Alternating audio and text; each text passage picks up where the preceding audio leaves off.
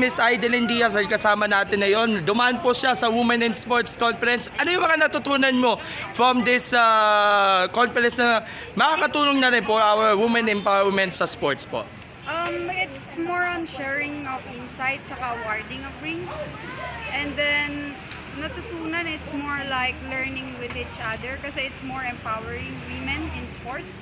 Not only in the athlete field, but also coaching and leadership.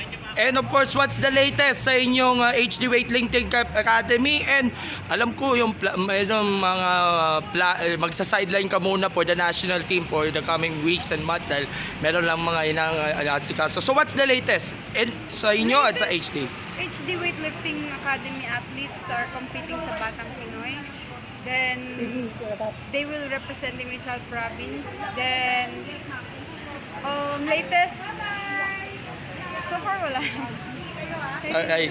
So thank you so much, ID. Thank you.